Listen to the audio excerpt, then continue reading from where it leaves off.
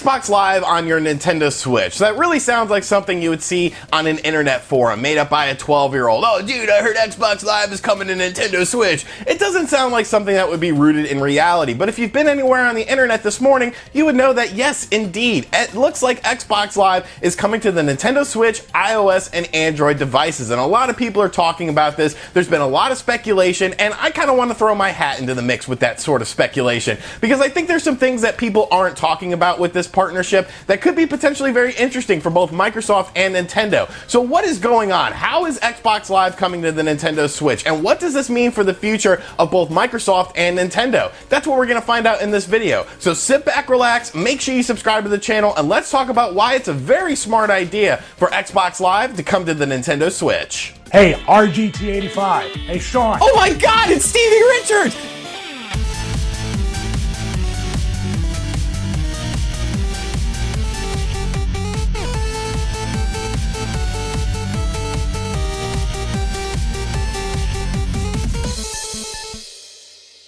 So first off, I want to go over the source of this story, basically break down what is said in the story, and then go over and talk about Microsoft and Nintendo's partnership, how this will benefit Microsoft, how this will benefit Nintendo, and then just sort of talk about how far this could potentially go. So this is of course coming to us from a Game Developers Conference 2019 event listing that was posted on their official website. Game Developers Conference 2019 takes place towards the end of March, and Microsoft will be there. Well, people were looking over Microsoft's thing for the Game Developers Conference and found some very, very interesting stuff that basically said that Xbox Live was going to be announced for the Nintendo Switch, iOS, and Android. Now, since then, the website has been updated to remove this information, but it's the internet, and of course, people are always getting things off the internet before they go down. So all this information has been verified, and all this information is true. Now, going over the listing, there are a couple interesting things that I want to go over. Basically, there was a takeaway section and an intended audience section. In the takeaway section, it said, Xbox Live players are highly engaged and active on Xbox and PC,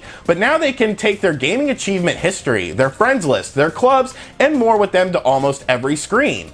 This will break down barriers for developers that want their communities to mingle more freely across platforms. Combined with PlayFab gaming services, this means less work for game developers and more time to focus on making fun games, or games fun, excuse me. And then in the intended audience, you have game service engineers looking to save time and expand their customer base by letting Microsoft manage game services handle social, communication, and multiplayer interactions across billions of screens. Game producers looking to plan a multi-platform strategy that brings the most active, engaged players into a community where they can watch, buy, play, pause, and continue their games from one device to the next on top of the most reliable social and multiplayer network in the world. So this is obviously some very, very big news. I mean, this is absolutely massive. Xbox Live coming to the Nintendo Switch, iOS, and Android. I don't think anyone quite expected this, but if you look at sort of the history of Microsoft and Nintendo, and you look at their relationships, and you look at how this could benefit both parties, I think it does make a lot of sense. Now, talking about Microsoft and Nintendo working together, of course there was the Halo DS thing. Now, some people say that Halo DS was not real, that IGN made it up, but I definitely think it was real. You know, there was a lot of buzz going on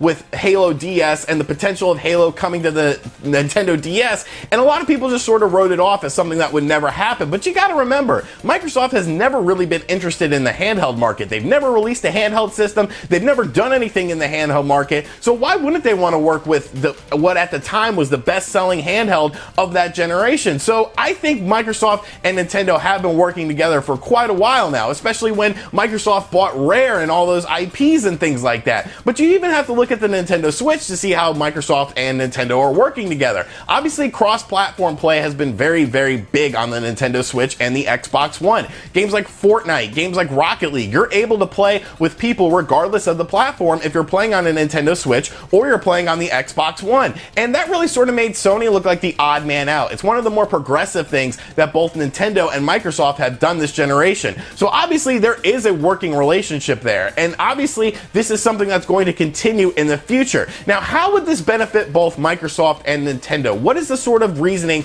that they would want to put Xbox Live on the Nintendo Switch? How would this benefit both companies? Well, I think when you look at Microsoft, I think it's going to benefit them a lot, because let's be honest, the Xbox One has been a bit of a failure this generation. I don't think it's a bad system. I actually enjoy the system, but Microsoft never really got a foothold dabbled in this. They tried to make the Xbox One all digital. Gamers said, no, we're not doing that. They tried to make Kinect be mandatory for the Xbox One. Gamers said, no, we're not doing that. They tried to promote a lot of games as a service instead of first player games and, single player games, excuse me. And gamers were like, no, we're not really feeling those either. So it's been a very rocky road for Microsoft this generation. But what's interesting is there's actually a version of Xbox Live kind of on the Nintendo Switch already. When you play Minecraft on the Nintendo Switch, you can log into your Xbox Live account, and all of your achievements that you get in the game will then be utilized on your Xbox Live account. So it's not like we haven't really seen something like this before. It looks like it's just expanding. But I think the main reason Microsoft is wanting to do this is Japan. Because let's look at the Japanese gaming market. Microsoft has never done anything of substance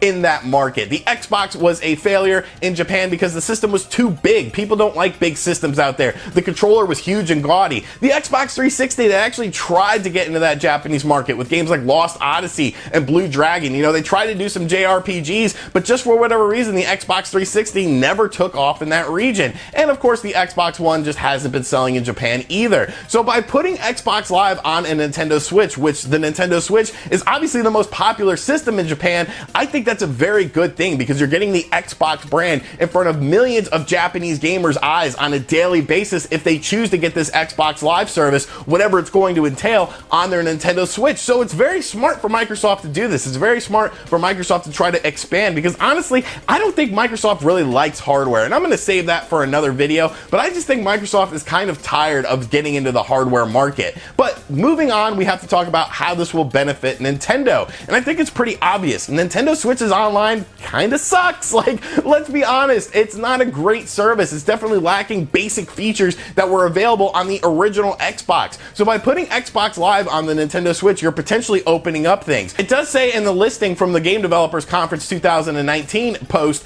that you will be able to interact with people via whatever Xbox is doing with Xbox Live on the Nintendo Switch. So is this going to sort of supersede Nintendo Switch's online or just be a sort of option with this? What I think is very interesting that not a lot of people are talking about is the fact that a couple days ago we talked about that Neki posting that Neki said, which is a Japanese publication, said that there was a smaller Nintendo Switch coming and a premium Nintendo Switch online service coming in 2019 as well. Well, what if this is Nintendo Switch's premium online service? Basically Xbox Live for your Nintendo Switch, where you get all the features of Xbox Live like parties and group chat and being able to voice chat with anyone, and of course in-game messaging, and just a more streamlined experience as opposed to what you're getting currently on the Nintendo Switch. So I think there's a lot of puzzle pieces that are really matching up in this scenario, and a lot of very interesting things are coming from this. Now, you pretty much have to talk about what the future of this would potentially be, because it looks like this is pretty much written in stone that the Xbox Live is coming to the Nintendo Switch, is coming to iOS, and is coming to Android. So what could we potentially see going forward?